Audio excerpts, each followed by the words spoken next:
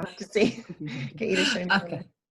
Yeah, cool. Okay, so I'm just pressing go live. And it'll just take a moment. So we're already recording on Zoom and we're getting ready to go into our Facebook Live. And we should be on now. So how awesome is this? So welcome to Nicole. So Nicole is one of our, I'm sure you're one of our founding members here in Strong Women at this stage. I think you might be right, yeah. Yeah. Because, and I've known Nicole for, gosh, what is it, three years? About 2.5, 3 years, yeah. 2.5, 3 years. Yeah. And we were just talking before we came live about if you had looked at Nicole then to Nicole now, it's like chalk and cheese. It's just, and these kind of interviews are a great opportunity to actually reflect on some of that maybe and see how far you have come. And I know that the members in the page love getting to know a little bit more about each of us. So first and foremost, thank you so much for coming on. I really appreciate it. I was excited when you said yes. Can you tell me a little bit, or tell the people that are listening, a little bit about you as to how you've arrived where you're at now? So I know you're a mom and a businesswoman and that. So kind of what's brought you to where you are now and what is it that you're doing now? What brought me to where I am now? I think a couple of years ago, I felt like I just woke up, to be honest with you, like having had the kids, and my eldest is now 15. But I just all of a sudden woke up and thought, well, what's happening now? I mean, I've been in business for a long time, but where am I going? And, you know, there's that word purpose sort of thing. And so then I went on a bit of a journey, and that's when I met you. And now, like we were saying before, I would have run and hid from you if this sort of situation came up. So I'm just super excited to now kind of have a bit of an idea about where I am and what it is that Nicole now brings. Yeah, also, and I have to say, like this person here, I remember your first Facebook Live was me in my house going, we're on, and frightened the life out of you. So tell us what it is that you're doing now that's different to before you woke up, as you said. Okay, so before, as I said, we had the business, but I was the admin person. I was always behind the scenes, never visible on purpose. I didn't want to be visible. But now I've realized what value I have that I can bring to other people, and I'm really enjoying actually bringing that and helping people, because that's kind of what I was searching for. I thought it was purpose, and I guess that is what I've found, but it's the value of myself is what I've really found. And now I'm just loving sharing that and helping people. I love to champion others to do what Beautiful. They do. I love that. And tell me what is it that you help people with now that you didn't before, for example? Yeah, well, it's people who are sort of, you know, you reach a plateau and it's either in your life or in your business, and the people that I work with are the ones that are ready to take the next step to find out, discovering what's next for them, particularly in their business. Yeah. Okay. So if you were to talk of your ideal client, exactly that you help the most, who was that? They're mostly startup businesses, or they've in a small to medium-sized business, and they're just not sure what the next step is for them. You know, I bring a range of skill in. I've got a little bit of a niche in the admin, the finance, and also marketing. So it's about looking at where you are now and where you want to be, and what steps you need to sort of put in place to get there. Awesome. So you mentioned marketing there. So how have you marketed this area or any other area of your business to gain the success that you have wanted? Well, I have taken on the advice of yourself, and I really have gotten in touch with who my ideal client is now. That's made a huge difference, because now I know who I'm speaking to, I know who I can help, and I know what I have to offer and what it is that, you know, I can help them with. So that's how I'm now marketing it. Now I'm speaking directly to people who kind of need my services, and that's whether it be out on Facebook or just through general conversation now. Even having general conversations is much easier now than it was before. I didn't know how to language it before when I was talking to people. So would you say that you're clearer on your message? Is that kind of part of it? 100% clearer on my message, and 100% clearer on I'll come back again to my value. I think by knowing my value means that my message is clearer, because then I know with the person that I'm speaking to that I genuinely can help them. And that's made it so much simpler. It's not about me anymore. It's about them. Yeah. It's kind of about them. You're so right. But it's about you too, because you get the reciprocity. Well, I can never say that. You get that back in terms of seeing them succeed and having that connection and feeling that significance of being that person that is able to help them. Yeah, 100%. 100%. Yeah. So that's I guess amazing. that's what I was missing when I woke up. And now I'm feeling that. It's great. What is it the young kids say? Because I was woke. You're woke. So what's been the biggest factor that has helped you to, you know, as you said, you clearly said you woke up, so something happened, and it does happen, I think, at a certain stage of anyone's life. We go, what am I doing? What's all this for? But what's been the biggest factor that's helped you to get there? Mentoring. Okay, hands down. cool. Yeah. Hands down. Having some supportive mentors and group of people that I can connect with that are in a similar like situation, maybe a little few steps ahead or a few steps, you know, it doesn't really matter where you are on your journey, but that supportive group and mentoring is hands down been the best thing. And tell me this is something that I do ask people in business. What's the hardest decision you've ever had to make in your business? Oh, just one. I don't know. Well, the first one that comes.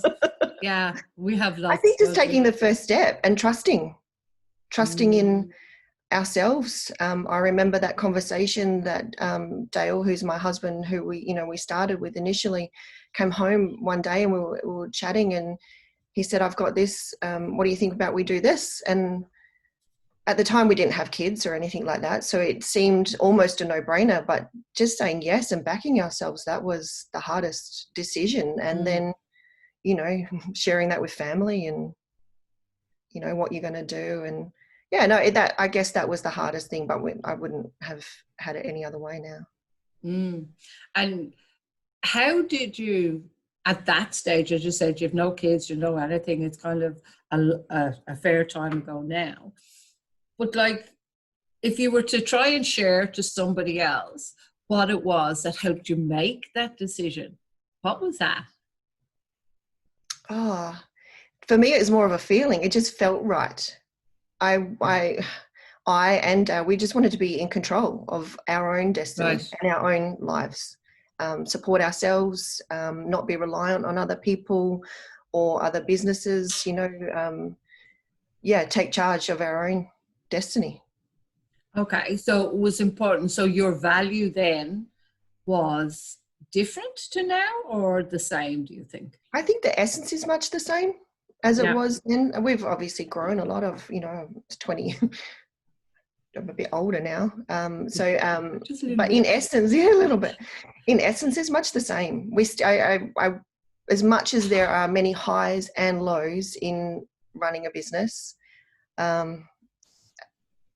being able to be in control of my time and my finances and my family, and be there for my kids, that's just been the best thing. The best thing. Beautiful. And I love that you're in touch with what your values is, because I know for myself and other people I talk to, it's like, I don't know. But the true essence is your value is whatever you're most organized around. Yeah. And, if you don't know what it is, that's a really good tip to find out what it is. What are you most organized around in your world? So I have to clean up my desk pretty soon so I can raise the value a little bit. So you have been in business, as you said, for over 20 years. And we know, everyone presumes it's like this, but we know it's this squiggly, whatever. And in that time, you've had 3 children as well, which again, put a whole new level of demand and concern and worry and whatever we want to put on it. So in order to be in business this long, you have to have a measure of success. Yeah, you have to have, otherwise you wouldn't have maintained it. So what are some of your success habits? Because I'm sure they've changed over the years, but what are they now that are kind of non-negotiable habits? Yes, now I'm very clear on my time. It was a little bit wishy-washy there for a little while. I work mostly from home and have done most of the time while, you know, Yeah, managing the kids and the work.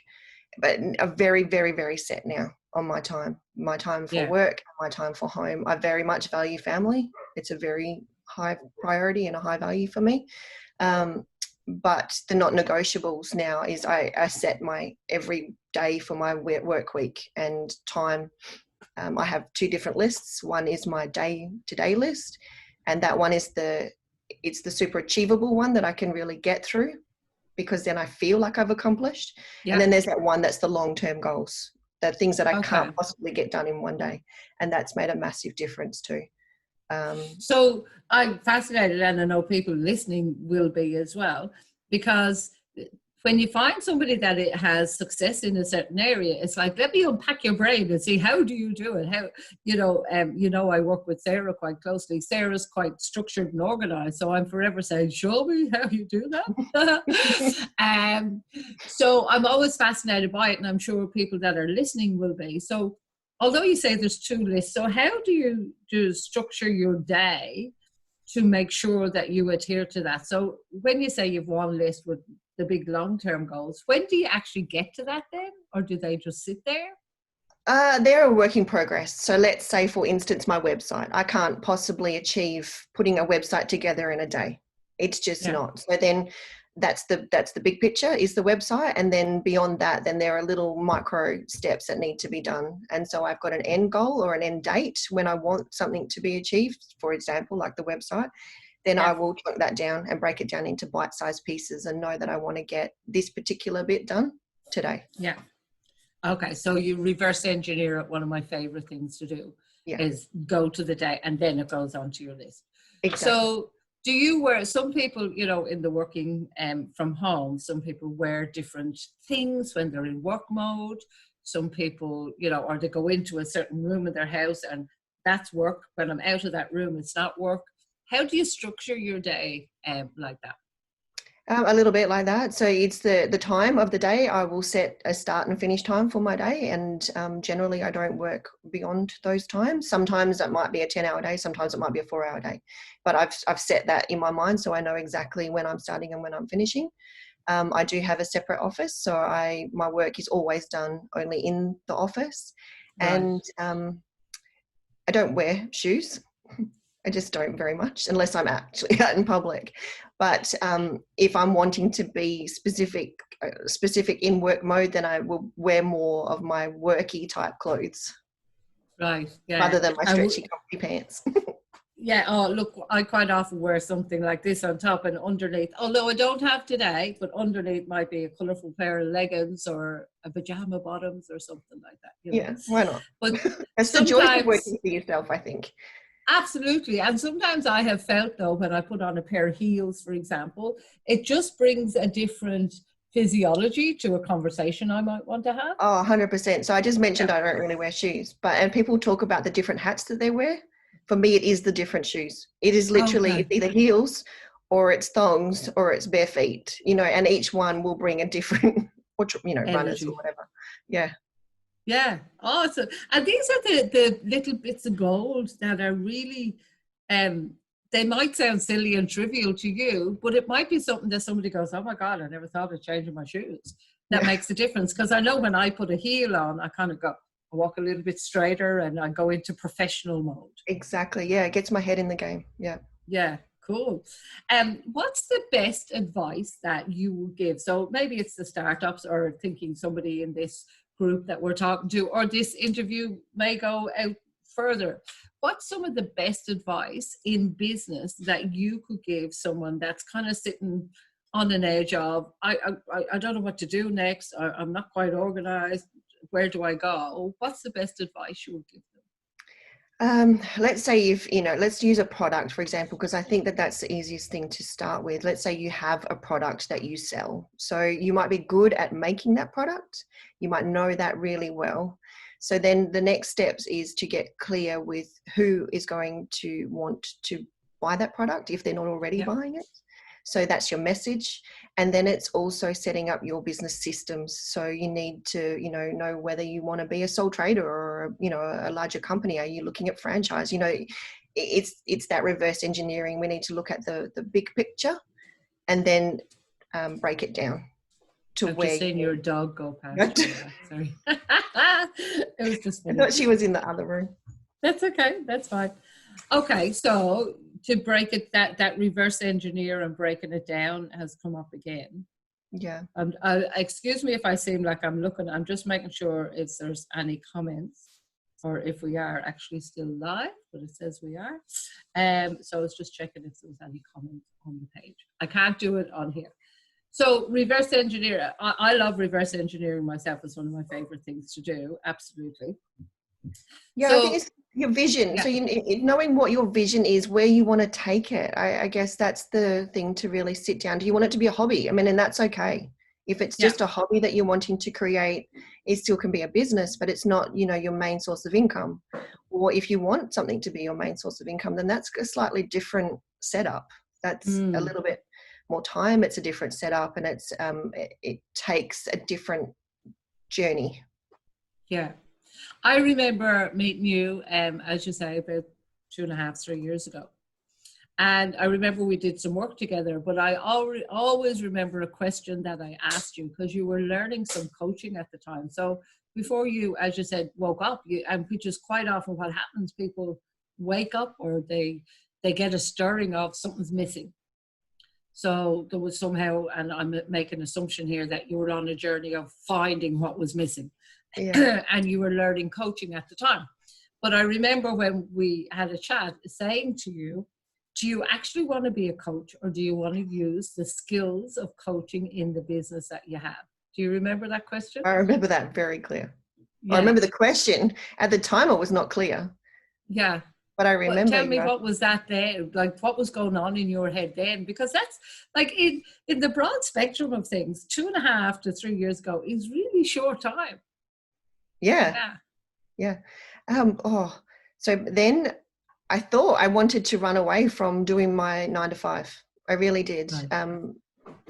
Not because I didn't love running the business, but I felt like I needed something different, something that was for me. Now, though, having done coaching and doing, being along the journey with the mentoring, now I realize that, I do want to bring the coaching in to the business and mesh what I was doing previously to what I know now and bring the two worlds together, because that's where I see the value is. Absolutely. Beautiful. And I love that. I remember that question so well, and you kind of thought, and you went, I don't want to be a coach. I want to use it in business. You said it in that conversation. Like, it wasn't like 2 weeks later. There was a certainty in that moment that just kind of came to you. So now that you're where you're at, and I'm excited to see some of the things that you're doing. And to me, you've grown so much in that time. What is it moving forward and kind of from here that you need to learn more of, practice more of, do more of, to keep yourself on this trajectory, which we love to think is like that, but we know it's like this. Yeah, exactly. It's up and down. Sometimes there's an avalanche that's following you, and other times, you're being sort of pushed uphill.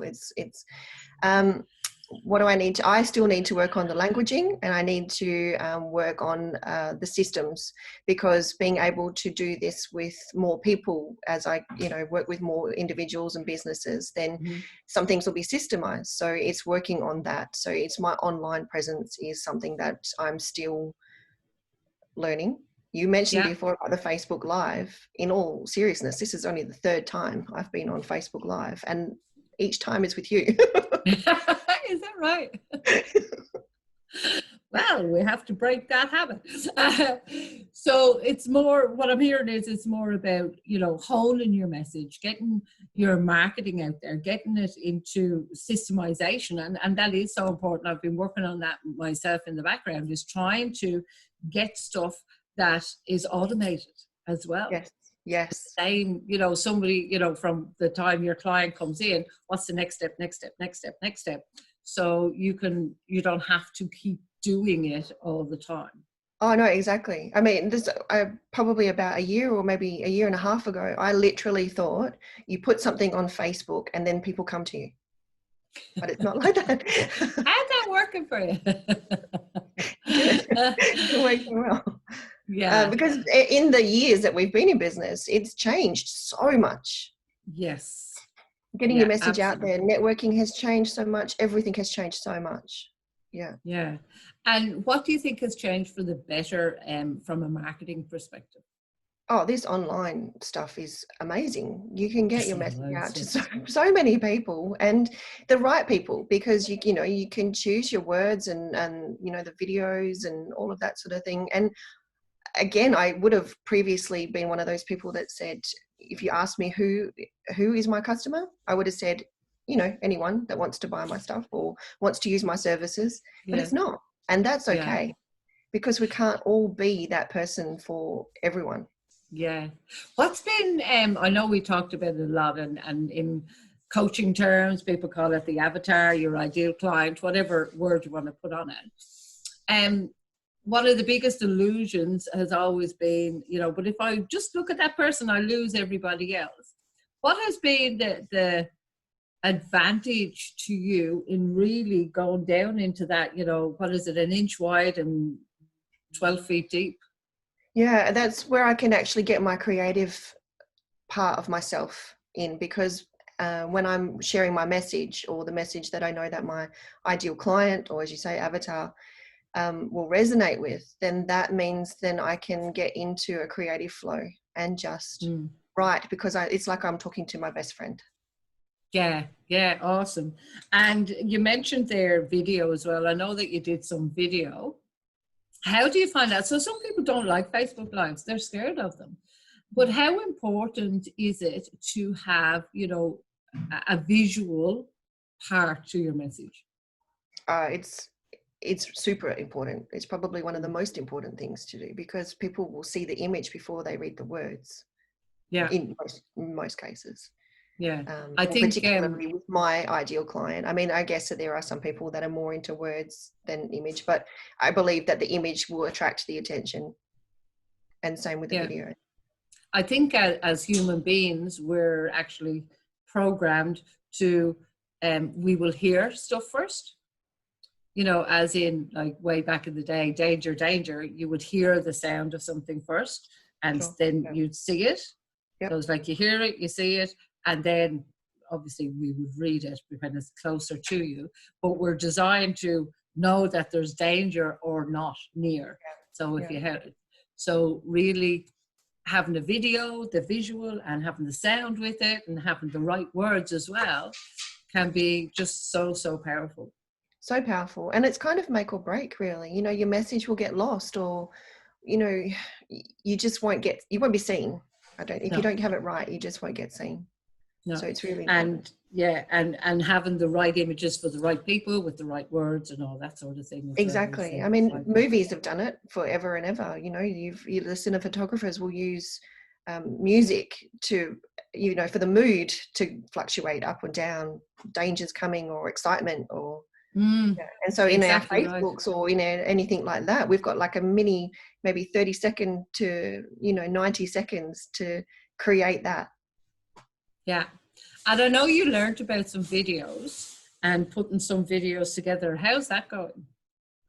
That is on my work in progress. So I'm chipping away at that sort of stuff. I did mention the website, and the website is something that I am working on, and I can't wait to take it live. I'm actually getting a bit frustrated, because now I'm so excited that I want things to be out there, but being able to edit and do those things has just been so beneficial for me. And as I say, that's where I get to use my creativity. Awesome. And then I'll be able to put it out there, and I'll be able to test it and see how it works with. Yeah. the public.